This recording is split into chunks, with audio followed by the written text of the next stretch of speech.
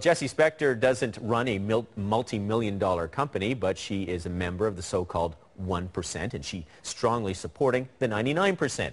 Since the protest started last month, she's been showing up at Zuccotti Park carrying signs like these and calling for redistribution of wealth.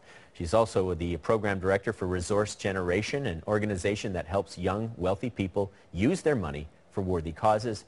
Jessie joins me now from Zuccotti Park. Hey, Jessie, thanks so much for coming in and talking to us tonight. And I see it. You got the sign there. Just read it off for us quickly. What does it say on your sign? I do, sure.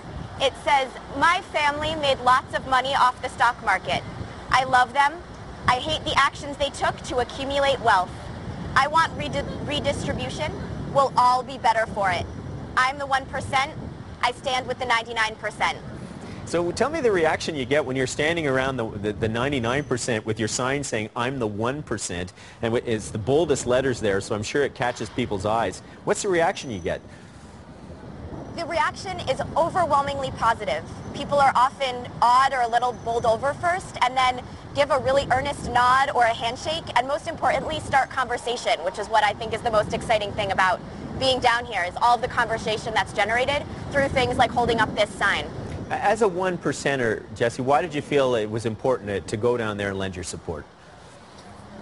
I think right now there's so much talk in a model of scarcity that there's not enough to go around. And actually, I think there is plenty to go around where all can have sort of an equitable distribution of the pie and all the resources we need. It's just highly, highly concentrated right now in the hands of a precious few. And I think there's incredible potential for those of us who are in support of the 99% movement and this progressive social change to stand up and say, we actually are in support of spreading the wealth, quite literally, that we have more than enough, we have more than our fair share, and we believe in a different distribution of it, one that's more equitable to all. But Jessie, you must be sort of the 1% of the 1%, because there's not a big crowd of 1%ers down there with you. Given the wealth and the power that they have, you're one of the few who are actually speaking out.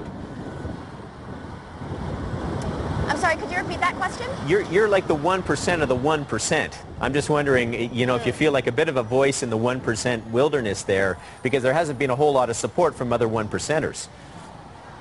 That's true, but something that I'm doing with the organization I work for, Resource Generation, is actually organizing other 1%ers to come down together and really get our voices heard, not just at Occupy Wall Street, but at all of the various occupations around the country and the world.